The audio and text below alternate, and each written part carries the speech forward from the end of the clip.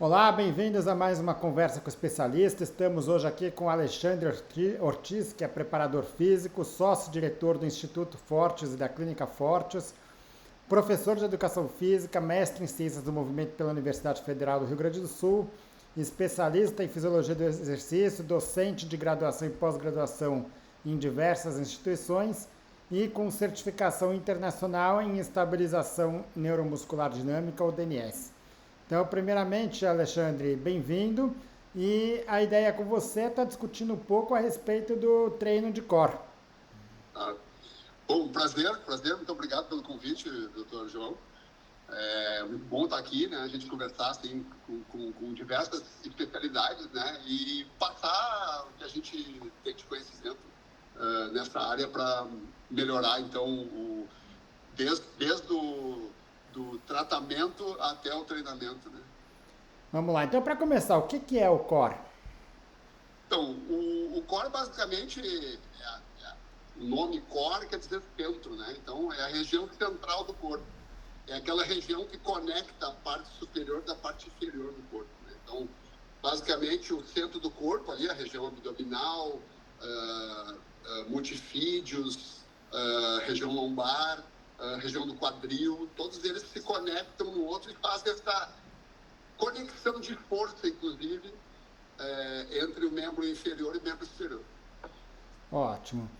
E qual é a importância do core dentro do movimento humano? Ou seja, muitas vezes a gente pensa no treinamento físico, se foca muito, vamos treinar perna, vamos treinar braço, né? Mas qual é a função principal da musculatura do core, seja no dia a dia ou seja no exercício?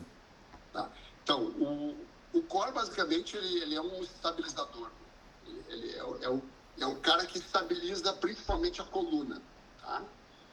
Quando eu consigo estabilizar a coluna, eu tenho liberdade de movimento nos membros superiores, liberdade de movimento nos membros inferiores, porque a coluna está estável.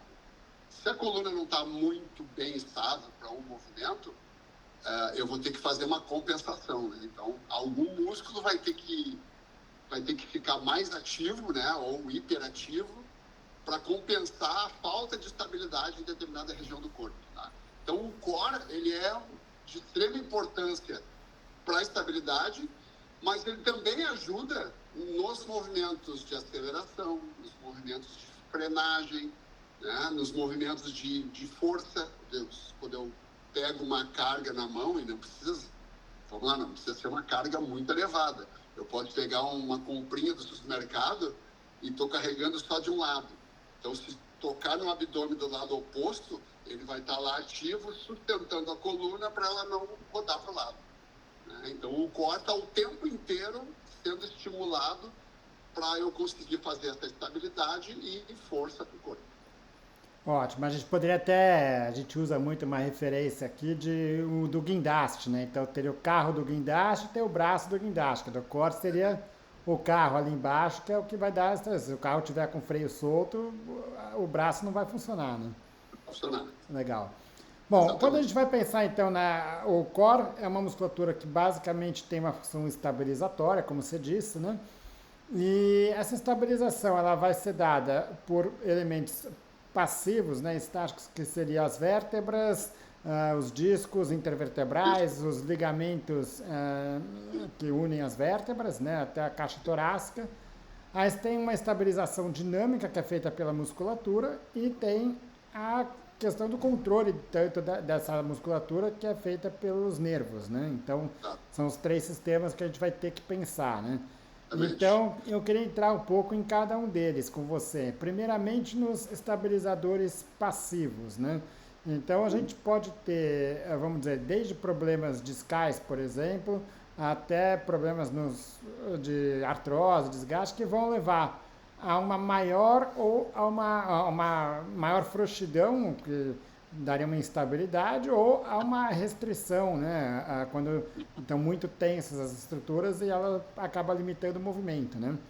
Como é que você avalia essas estruturas quando está com um atleta, com um paciente, com um indivíduo para fazer o treinamento e de que forma que você consegue usar os exercícios do core para poder treinar esse indivíduo?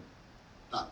Então, assim, os músculos estabilizadores, geralmente o pessoal diz assim, que eu tenho que treinar exercício abdominal para eu ficar com o abdômen forte.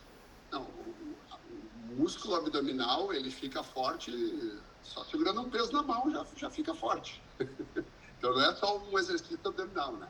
Então, eu tenho que pensar que eu tenho que estabilizar as estruturas, ou seja, se eu tenho um disco que comprime, ele está comprimindo porque alguém não está fazendo o seu papel de estabilizar essa coluna e não deixar que comprima, certo?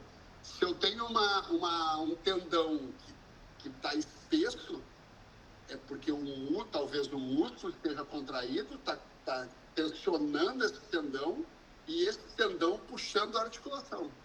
Tá?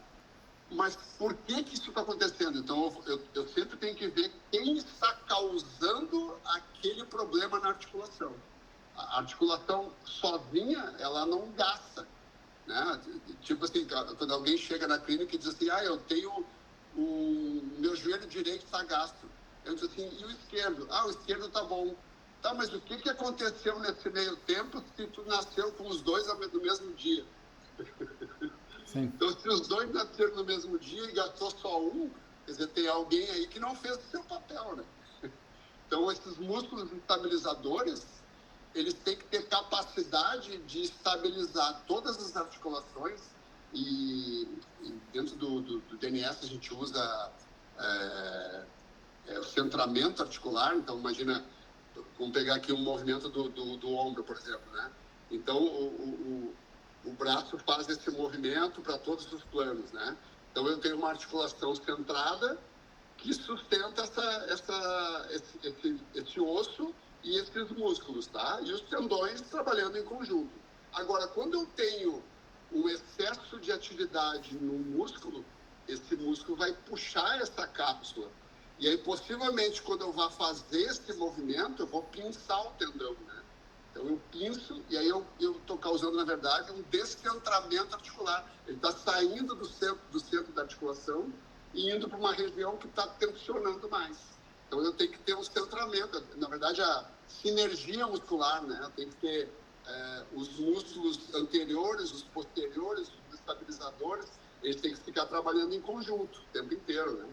Então, no momento que eu tenho um que está se sobressaindo mais, a probabilidade maior de eu descentrar essa articulação e ele começar a pinçar, ele começar a causar esse estresse. Ou seja, na coluna, ou no ombro, ou no quadril, no joelho. Né? Então, como é que a gente começa a trabalhar aqui? Inicialmente, a gente começa a trabalhar com a respiração, tá? Porque a gente percebeu, não só nos estudos, mas na prática, que a maioria das pessoas não sabem respirar, acabam respirando muito apical, então é aquela respiração que chega a ficar curtinha, né? Curta assim, né? Respiração apical. Quando a respiração é apical, eu deixo de fazer a extrusão total do diafragma. Eu deixando de fazer, eu deixo de ativar totalmente os músculos abdominais. Tá? Eu acabo ativando mais os músculos do pescoço aqui, sternocleido, peitoral menor, e esses músculos eles são mais auxiliares da respiração, né? Quando eu vou fazer uma atividade de alta intensidade, por exemplo, eu preciso captar mais oxigênio. E aí ele me ajuda a expandir essa caixa torácica para entrar mais ar. Agora, se eu fico o dia inteiro fazendo isso, é lógico que vai chegar no momento que ele vai estar cansado.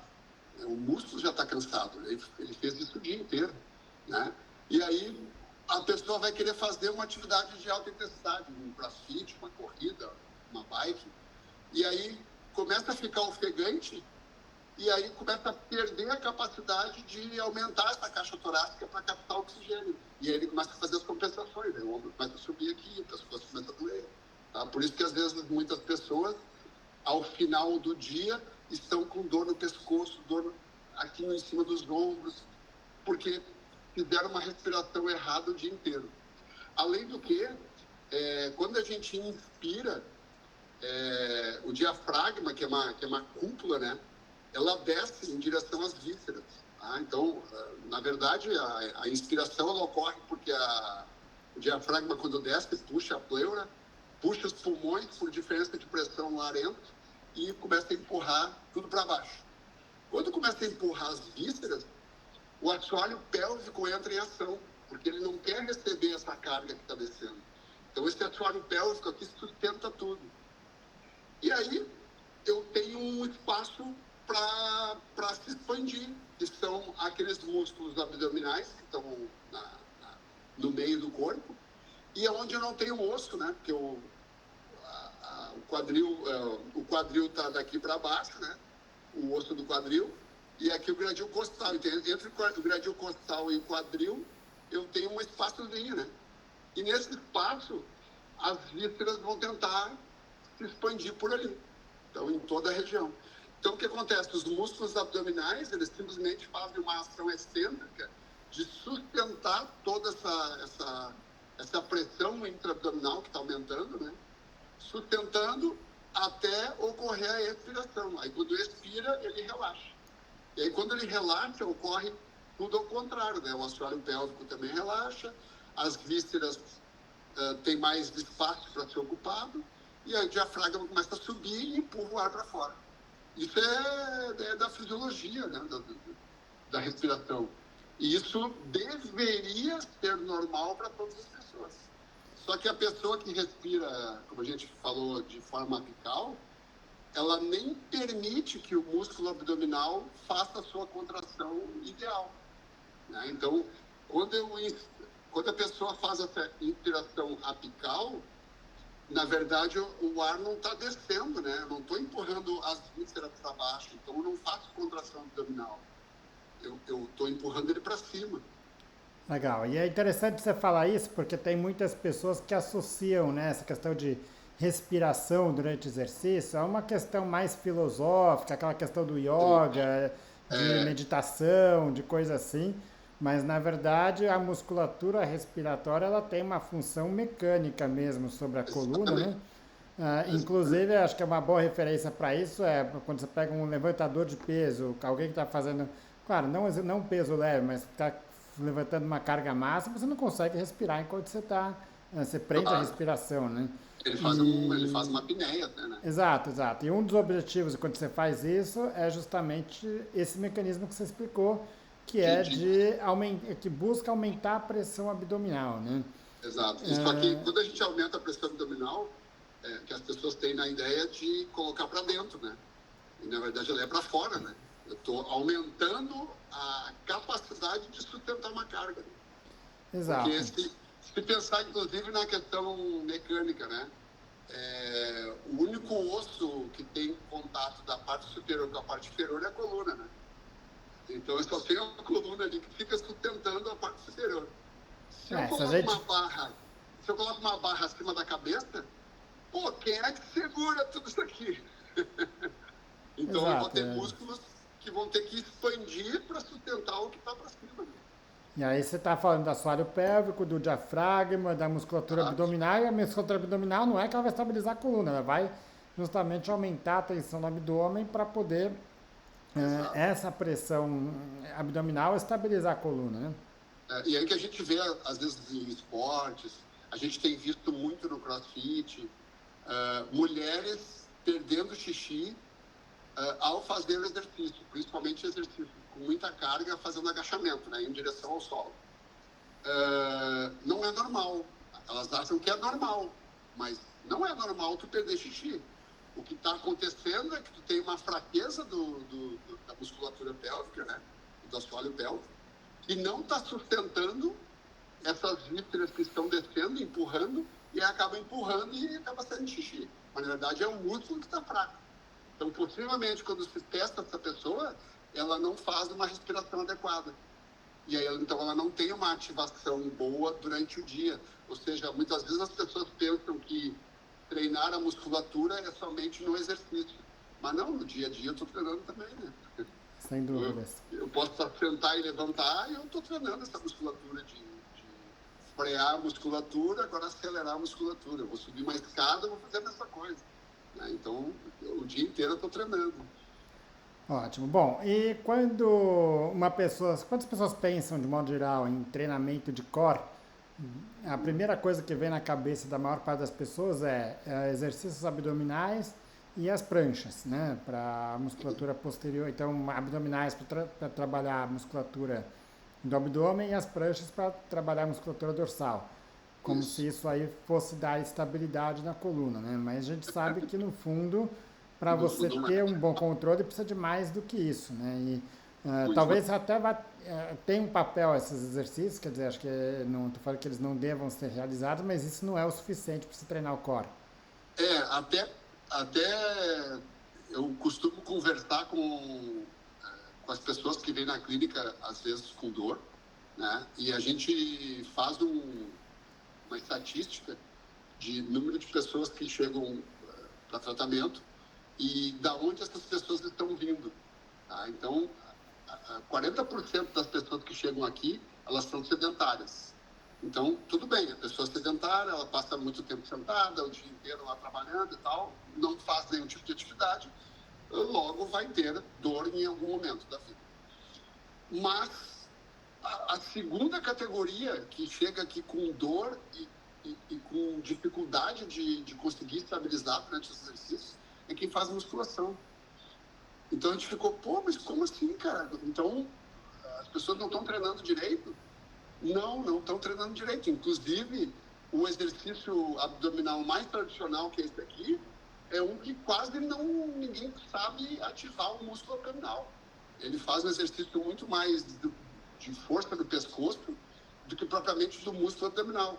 Tanto que a gente pega uma pessoa extremamente forte, treinada, e a gente pede para ela fazer um movimento de levantar a cabeça sem fazer força com a mão. Só levantar a cabeça e tentar olhar para os pés e segurar. Cara, ela não consegue segurar por mais de 15 segundos. Ela diz, eu estou cansada. Eu disse assim, sim, tu está cansado porque o teu músculo cansou. Porque tu não está acostumado a fazer exercício abdominal. Mas eu faço 250 abdominais. Sim. Tu faz um movimento de flexão, não um exercício abdominal.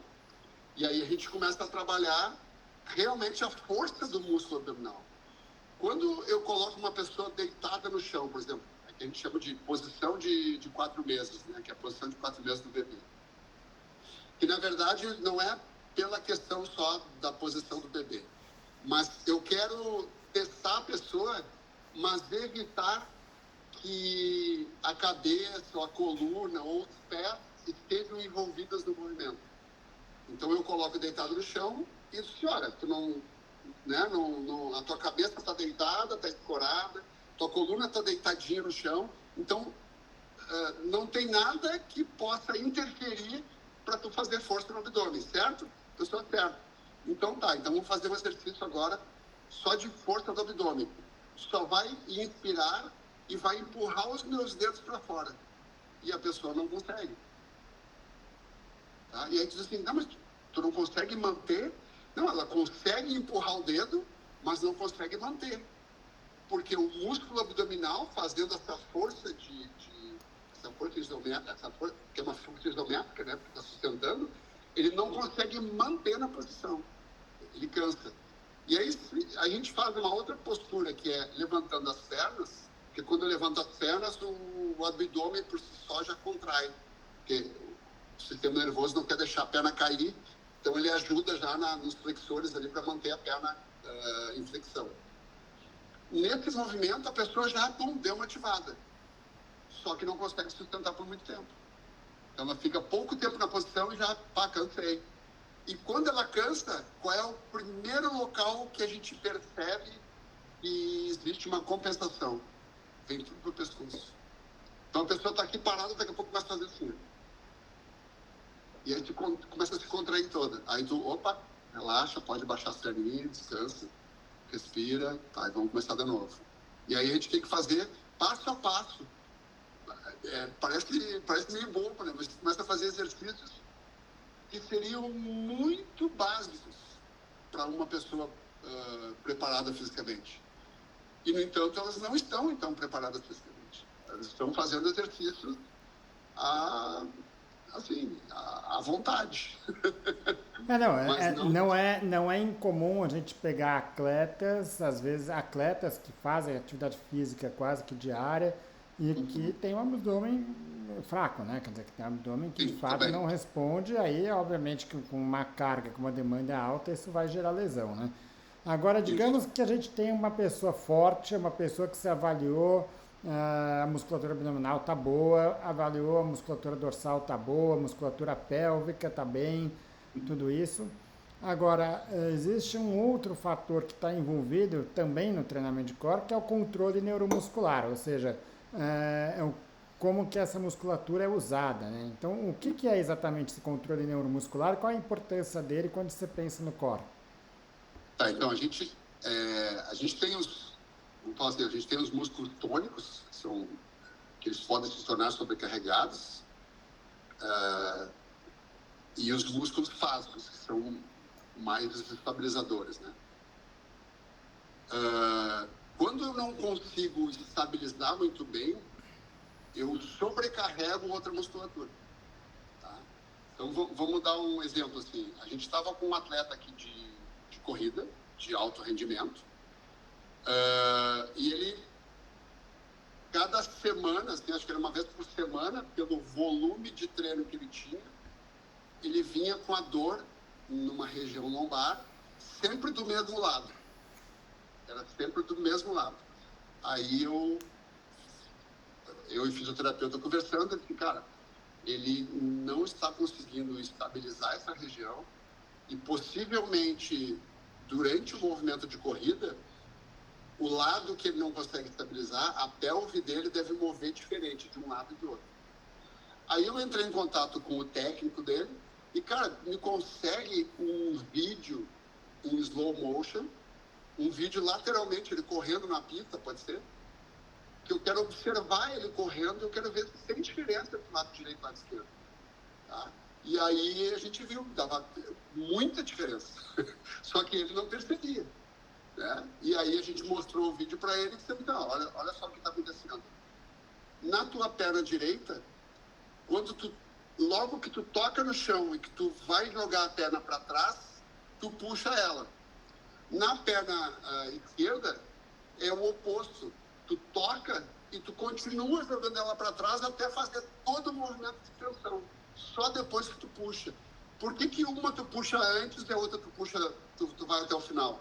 Quer dizer, tem alguma coisa acontecendo na tua pelve que não estabiliza. E aí é mais fácil tu puxar a perna antes para não perder a estabilidade. E a gente colocou ele numa posição de quatro apoios, assim, no chão. Tá? Pedimos para ele, na posição de quatro apoios, só tirar o joelho do chão, mas bem próximo, e pedimos para ele fazer um movimento de estender uma perna e puxar. Só isso. O que eu queria ver? Eu queria ver se esse movimento de pelve mexia a lombar. Então, eu tenho que fazer um movimento de pelve, mas a lombar ela tem que estar estável. E acontecia exatamente aquilo que a gente tinha visto na corrida. O lado que ele não conseguia estabilizar, quando ele movia a pelve, a lombar descia. Tá? E do outro lado que ele conseguia estabilizar, ele movia somente a pelve. E a lombar ficava parada. Tá? Aí a gente fez um trabalho primeiro de respiração com ele, para ele entender a ativação da musculatura abdominal. E depois começamos a fazer exercício, pensando em ativar a musculatura durante o movimento. E a gente foi fazendo diversos exercícios até ele conseguir estabilizar quando fizesse essa extensão da perna e a lombar não mexesse. O tempo inteiro eu tinha que dizer para ele, isso aqui tem que ficar estável. Pensa que a tua desde da lombar até a tua caixa torácica é como se fosse uma latinha de refrigerante, assim. Tá? Ele é redondinho e ele não pode mexer. Tá? Tu mexe os membros inferiores, mexe os membros superiores, mas aqui fica estável. Então aqui pode mover assim, mas não pode quebrar no meio. Então essa quebrada que tu dá no meio aqui não pode existir. Beleza? Beleza. O cara entendeu, assim, às vezes o atleta acaba sendo mais fácil, porque ele tem consciência sobre o corpo, né? E aí ele começou a treinar, foi cerca de 3 semanas, mais ou menos, de treino, foi aumentando cargas e tudo, e o corpo dele foi, no início, assim, foi tendo dificuldade de manter por muito tempo. Então, ele conseguia estabilizar, quando fazia mais de X repetições, ele saía da postura. Aí a gente voltava de novo, vamos fazer mais uma série. Até que até o próprio sistema nervoso dele foi entendendo que aquilo era importante, né, aquela estabilidade. E aí ele começou a melhorar. Aí um dia o técnico dele me ligou: cara, o que é que tu fez nesse cara, meu? Aí eu disse: por quê? Pô, meu, ele tá correndo na pista aqui, tá junto com os atletas olímpicos e tá na mesma balada, velho. Aí eu, pô, me tira faz um videozinho aí, me manda aí. Aí apareceu ele correndo lá e aí quando ele veio aqui de novo, ele disse assim: olha aí como tá a tua perna agora. Ó, vou mostrar o vídeo anterior e vou mostrar o vídeo agora. Tem diferença? Ele, pô, tem. O que tu percebe? Ele disse: eu percebo que a perna tá mais leve, que eu não faço pressão para subir, eu deixo ela fazer o movimento natural e eu não tenho essa caidinha do tronco, né? Essa quebrada da lombar. Aí eu, pô, legal, cara. Aí ele foi fazer participou de uma prova de 10 mil e fez em 32 minutos. Aí eu, que maravilha. Que legal, né? Eu disse assim, pô, cara, parabéns, velho. Aí, não, pô, vocês me ajudaram. Eu disse: não. A gente só passamos alguns exercícios. Quem teve que entender tudo isso e teve que treinar foi tu. Quem suou foi tu. Bom, vamos lá, Alexandre. Assim, existem diversas formas de você treinar o core, né? Então, primeiro, tem gente que acaba usando ele como parte de um treinamento mais amplo de fortalecimento. Vamos dizer, você pega muito atleta que não tem tempo para fazer um treino para core, mas que acaba adicionando isso no treino, né? Agora você tem outras, diversas modalidades de treinamento que são muito focadas no core, né? E às vezes fica um pouco difícil das pessoas olharem e falar, pô, para onde que eu vou, né? Tem tanta coisa, cada um falando uma coisa diferente aí, né? E no fundo, muitas vezes a gente acaba até vendo que as modalidades acabam usando uma forma diferente, mas de trabalhar a mesma coisa ali, né? Um dos primeiros, um dos mais utilizados para isso, que quando você, vamos dizer, vai falar, olha, problema em coluna, a primeira coisa que as pessoas pensam é Pilates, né? Enfim, de que forma que o Pilates trabalha o core? Só para a gente poder chegar um pouquinho, né, para entender um pouco, as pessoas poderem chegar e falar o que eu vou atrás, né?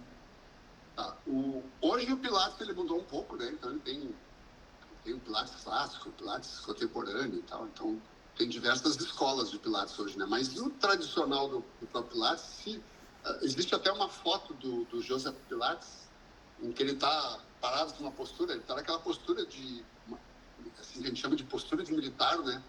Que é o peito elevado assim em cima e aquele abdômen para dentro, tá? Então, isso não é uma postura boa de se estabilizar, né, num exercício. Tá? Ele pode ser uma postura legal para tirar uma foto. Mas o que a gente percebe é que tem uma das escolas do Pilates que preconiza que eu tenho que colocar o umbigo para dentro. Tá? Então, respira, coloca o umbigo para dentro, coloca o que eles chamam de coloca o umbigo nas costas.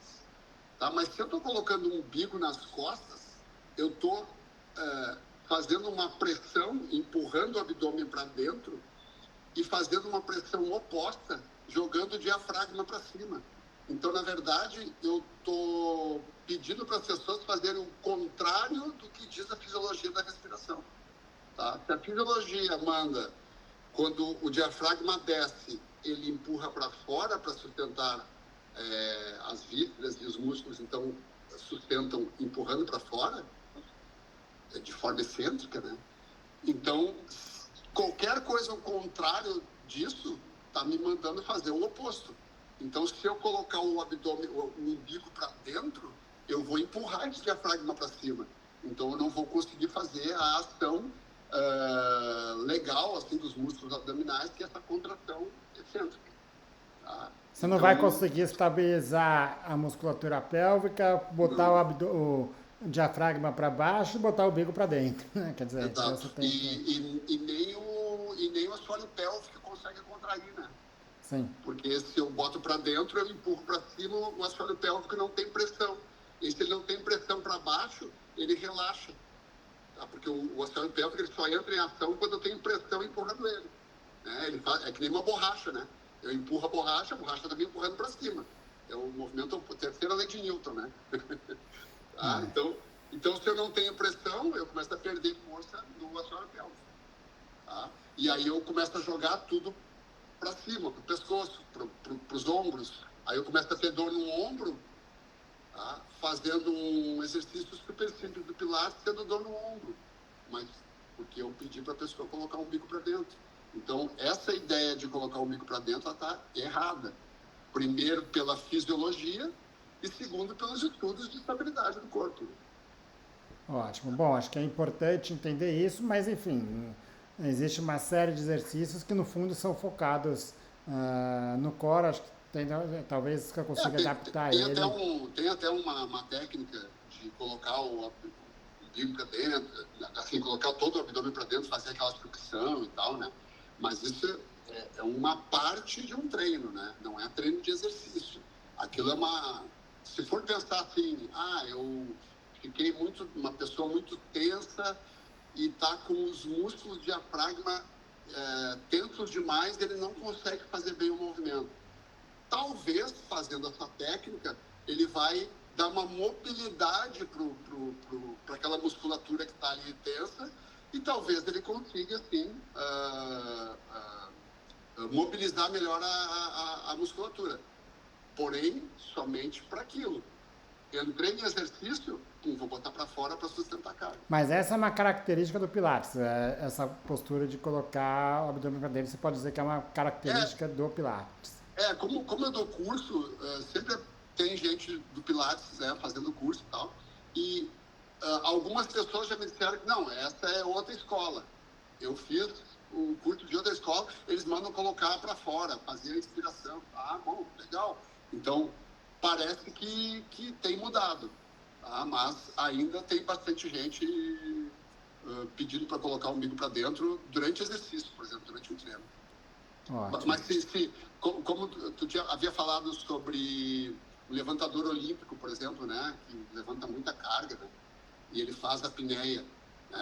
Eu assisti um vídeo de um chinês, que é campeão mundial, campeão olímpico e tal, e ele faz um treino assim, só de agachamento antes do treino de levantamento. Então ele está só agachando. E o cara tem uma mobilidade fantástica, assim, porque ele senta no calcanhar com 200 quilos nas costas. E ele tem 76 quilos, a categoria dele é de 75 a 80 quilos. E ele consegue colocar, ele começa a treinar com 70 quilos, ou seja, quase o peso corporal dele. E ele vai até 275. Tá? 275. Aí eu percebi duas coisas durante esse vídeo. Primeiro, que ele só coloca aquele cinto de couro dele quando chega em 200 quilos. Tá? E o cinto não é apertado, como muita gente utiliza em academias, colocar aquele cinto e esmagar. Não, o cinto ele é frouxo. Inclusive, ele coloca o dedo, assim, ele coloca o cinto e coloca o dedo dentro para ver se tem um espaço. Por quê? O cinto é mais proprioceptivo, porque quando ele colocar a carga e descer, ele quer saber se aquele abdômen está realmente sendo empurrado para fora. E aí ele empurra o cinto. Né? E aí ele começa a fazer isso até 275 quilos. De 200 a 275 ele usa o cinto. E aí ele faz no 275, quando ele vai subir, tem essa quebra que a gente falou da coluna, que ele está subindo reto, daqui a pouco ele sente uma tensão na região posterior, ele inclina um pouquinho, o que ele faz? Ele não termina o exercício, ele joga a barra para trás e sai caminhando. Tá? Então, quer dizer, mesmo consciente de que quebrando a coluna ele não pode levantar peso. Tá? E que para sustentar ele tem que botar para fora. E é tão legal de ver o vídeo, porque é um atleta de alto rendimento, atleta que foi campeão olímpico, que foi campeão mundial, ou seja, eu não posso dizer que ele está fazendo algo errado, né? Não, sem dúvida. Então, e quando ele desce com essa carga, se eu olhar para a barriga dele, parece a barriga de um bebê agachado. Quando a gente olha um bebê agachado brincando, a gente vê aquela barriguinha gordinha, assim, né? Parece um bujãozinho, assim, né? E nesse atleta se observa a mesma coisa. E é um atleta magro.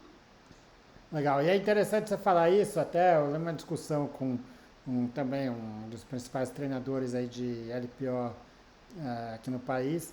E a ideia dele é um pouco essa, que ele fala, não, a questão do CrossFit. Fala, olha, o CrossFit bem feito é muito bom, mas muitas vezes se dá uma atenção menor do que se deveria para a técnica, né? Então, para a base da técnica. Então, é a mesma coisa que o ginasta, ele treina muito a base antes de fazer os movimentos, né? E acho que independente se é o Pilates, se é o RPG, qual modalidade você está usando para o core, é importante que você tenha uma boa base de como que vai fazer essa ativação para que aquilo lá seja eficiente, né? Eu acho que a base é a principal e é o que falta às vezes em algumas modalidades. Treinamento físico em geral, né? Treinamento físico em geral. O pessoal não quer treinar a base, porque treinar a base é chato, né? Exato, exato. Ela é chata, ela é devagar, ela não, né? Tu pegar a barra ali e ficar fazendo um movimentozinho lá embaixo, tocando a barra na canela. Ninguém quer fazer isso, todo mundo já quer botar o peso para cima da cabeça. Exato. Então, casualmente, hoje de manhã, chegou um atleta aqui de CrossFit, tá? Amigo meu, e eu havia dito para ele, cara, tu já tá com 47 anos, tu tá levantando peso demais. Eu vi ele e disse, cara, dá uma segurada na onda. E ele, não, tá, tô bem e tal. Aí bati o pé, chegou aqui com o supra estourado. Tá? O médico quer fazer cirurgia, ele não quer fazer cirurgia. Aí chegou aqui e perguntou, quero fazer fisioterapia para melhorar. Beleza? Mas aí o fisioterapeuta assim, cara, posso ser sincero? Aí sim, faz cirurgia. Faz a cirurgia, porque tu rompeu, cara. Tu rompeu. Tu não quer fazer cirurgia? É possível manter? É. Mas tu não vai mais levantar peso acima da cabeça. Esse peso de 100 quilos acima da cabeça, tu não vai mais levantar mais. Talvez tu consiga botar ali 40 quilos, levantar, em vez de fazer 50 repetições, tu vai fazer 10 e não sentiu dor. Tem uma limitação ali para isso, né? Vai ter uma limitação. Agora, vamos em frente. O RPG é uma outra técnica que também é muito utilizada na reabilitação de coluna e que trabalha também a musculatura do core, né? O que muda no RPG, quer dizer, qual que é a característica dele? O RPG, ele trabalha principalmente posturas, né?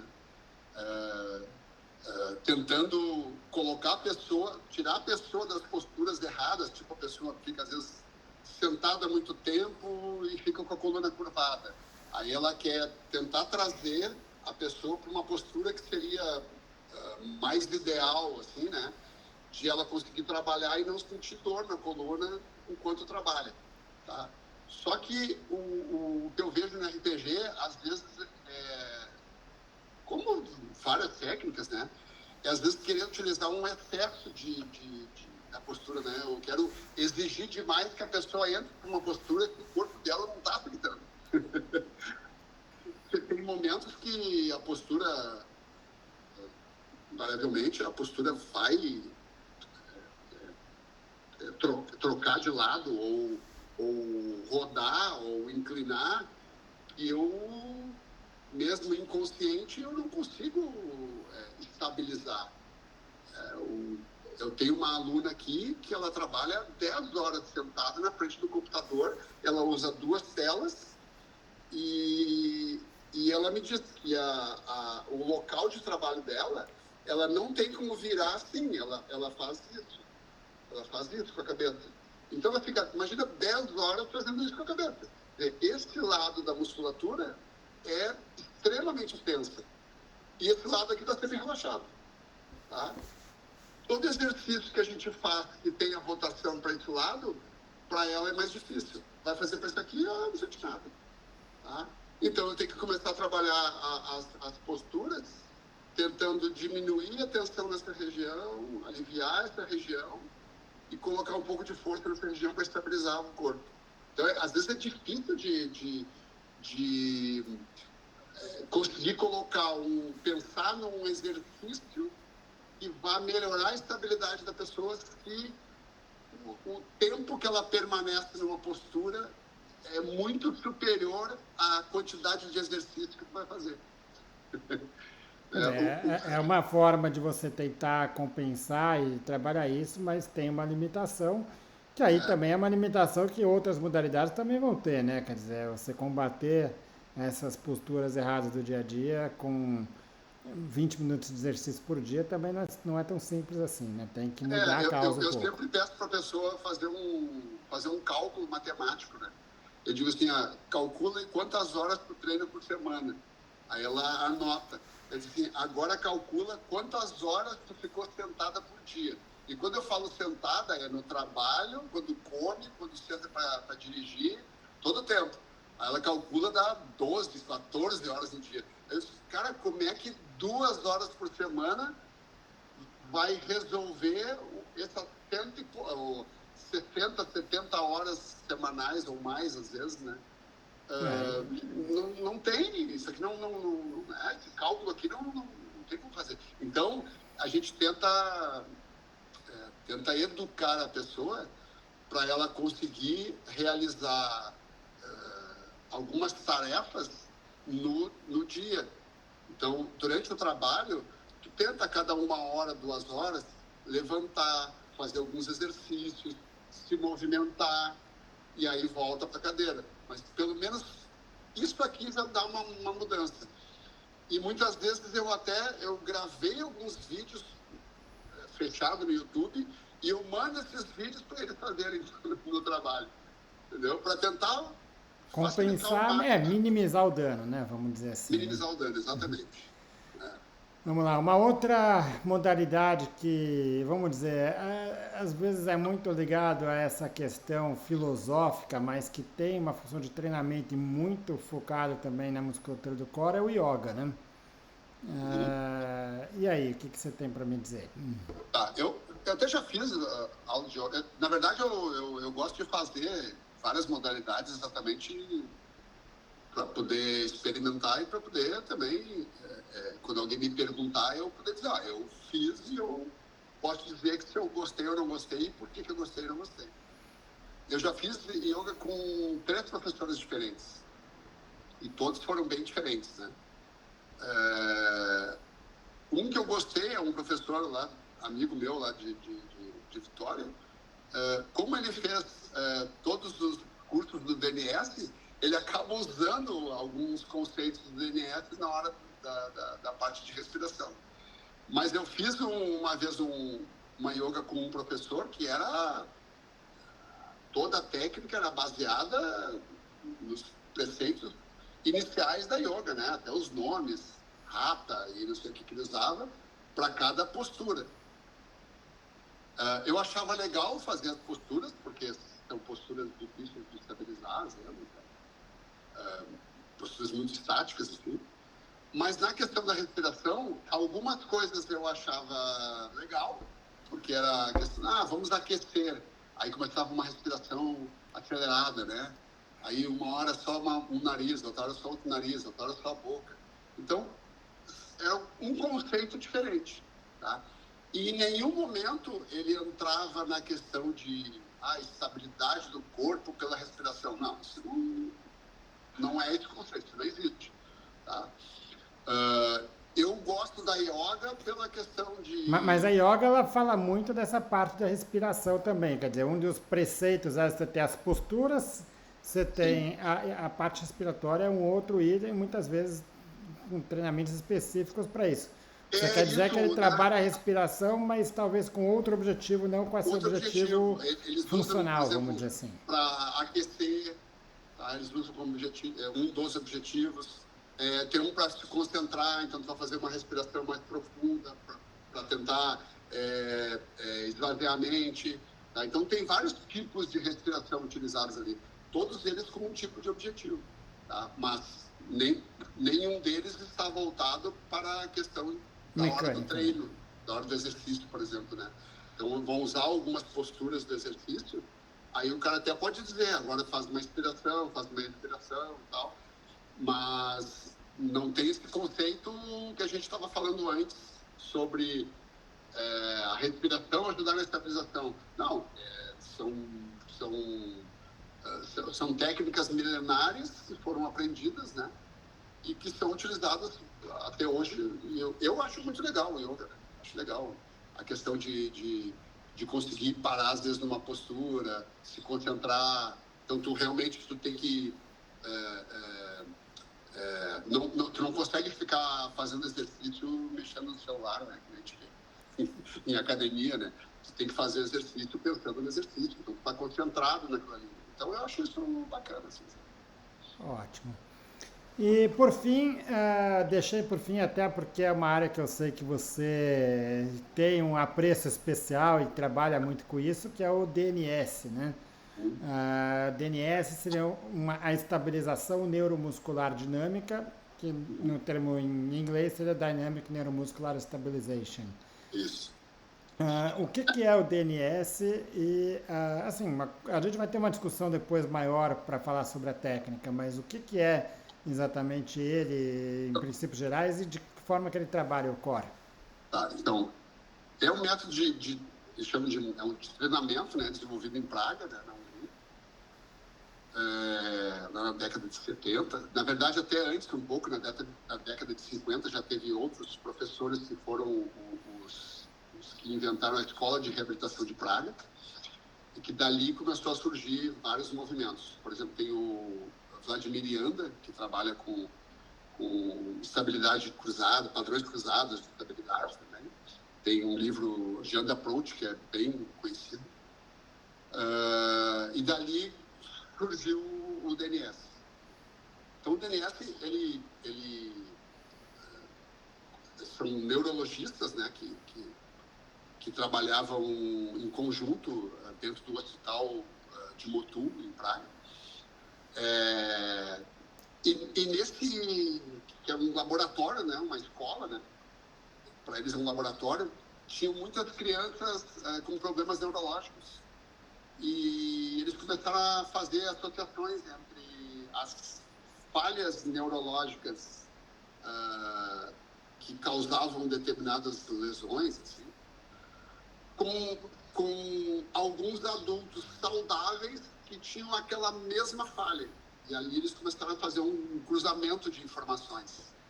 E começaram a perceber que quando eu não tinha um desenvolvimento motor natural e bem condicionado, bem estabelecido no sistema nervoso, eu acabava sendo um adulto que tinha falhas exatamente naquelas posições. Por exemplo, a gente sabe que já foi meio que banido, mas ainda existe bastante no Brasil, as cadeirinhas, aquelas de bebê que as mães colocavam para a criança ficar caminhando dentro de casa. Tá? Só que na maturação óssea, o osso ainda não estava pronto para ficar em pé e receber uma carga axial. Tá? Então, no momento que recebia essa carga, acabava até mudando a forma da posição do osso sobre do fêmur aqui sobre o quadril. Né? Quando chegava na fase adulta, e aí dependendo, claro, do desenvolvimento motor durante a infância, chegava na fase adulta, eu começava a ver as dificuldades da pessoa em determinado movimento, por exemplo, para correr, para fazer uma atividade mais de impacto, de saltar, de fazer movimentos de acelerações. Então, essa pessoa tinha dificuldade. E eles começaram a trazer, então, a tratamento não só de crianças, mas também de adultos, usando essas fases de desenvolvimento motor infantil. Tá? Então, a primeira fase que se usa é a fase respiratória, para ver como se usa, bom, eu sempre uso a analogia de que a primeira coisa que tu faz quando tu nasce é respirar, né? Então, alguma coisa de importância deve ter. Então, a gente usa a primeira respiração, e aí o DNS, então, ensina bem a fisiologia e explica como que deveria ser a respiração durante o dia, ou durante uma fase normal do dia, assim como durante o treinamento. Tá? Então, eu começo a observar, eu começo a melhorar o meu olhar, né, de observador de uma pessoa quando ele está executando o movimento. Tá? Porque ela deveria conseguir manter uma estabilidade. Tem um dos professores do DNS, ele trabalha com levantadores olímpicos. E antes da Olimpíada do Rio de Janeiro, tinha um atleta americano que não conseguia índice, porque ele chegava na carga máxima que deveria, para passar pelo índice, a carga caía. E aí ele observou que toda vez que ele chegava com o peso acima da cabeça, o ombro esquerdo dele girava um pouco para frente, e aí a barra caía. E aí ele disse o seguinte: não está estabelecido completamente no teu sistema nervoso a postura de extensão. Quando chega num padrão neural acima da tua capacidade, tu entra num padrão motor primário, que a gente, né, a criança, na primeira fase infantil, ela toda em flexão, né? Então é ombro em flexão, cotovelo em flexão, mão em flexão, dedos em flexão, a perna o tornozelo em flexão, joelho em flexão, tudo em flexão. Então a gente só começa a ganhar extensão depois lá em torno de 6 meses, quando a criança começa a conseguir rodar, né? Começa a rodar, em 4 meses e meio ele já consegue virar de lado ali. Mas lá pelos 6 meses que ele consegue colocar o peito para baixo, ele consegue empurrar. Aí ele está ganhando extensão. Tá? Então o DNS, ele preconiza que se eu não conseguir ganhar essa extensão, logo eu passei a minha vida infantil toda sem conseguir estabelecer isso, logo eu vou ser um adulto que vou ter dificuldades de, quando colocar uma carga neural acima da minha capacidade, ou seja, às vezes pode ser um pezinho de 5 quilos, né? As minhas articulações vão entrar em flexão porque elas não têm essa capacidade de sustentação neural, né? Então a gente aprende a identificar isso, e aí eu começo a treinar. E quando eu começo a treinar, a gente começa a colocar carga, tá? Porque o que eu quero observar é qual a capacidade desse músculo e dessa articulação de sustentar uma carga externa. Eu quero que ele tenha capacidade de sustentar cada vez mais, né? Então, quando uma pessoa chega aqui, eu vou colocar uma carga nela para ela sustentar, por exemplo, um kettlebell, um peso na mão, e ele tem que sustentar esse peso e conseguir mexer outras articulações. Por exemplo, vai mexer a articulação do quadril, mantendo o peso aqui ou movendo o peso, e a estabilidade do core tem que acontecer o tempo inteiro. Tá? Então, o DNS nos ensina muito a como eu conseguir colocar carga externa em cima de um corpo e eu ficar observando a capacidade desse corpo de conseguir sustentar. Quer dizer, acho que o grande diferencial do que você está me falando, para outras formas que a gente já discutiu, é talvez a forma como ele chega naqueles exercícios, né? Então, a preparação, porque todos eles vão envolver certas posturas, mas ali você está trabalhando de uma forma mais lógica, como umas fases de preparação para que consiga fazer essa postura final, que talvez seja um gesto esportivo, alguma coisa assim, né? Exato. Eu posso pegar um atleta de algum esporte, a gente já teve aqui vários, né? E às vezes tu só colocar a pessoa na postura que ela sente que falha, que vai falhar.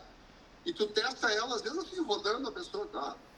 Se tu é um atleta e tu tem que ficar estático nessa postura, então permaneça nessa postura. E aí às vezes tu empurra ela para um lado, ela fica lá paradinha. Aí tu empurra para o outro, a pessoa não consegue ficar em pé.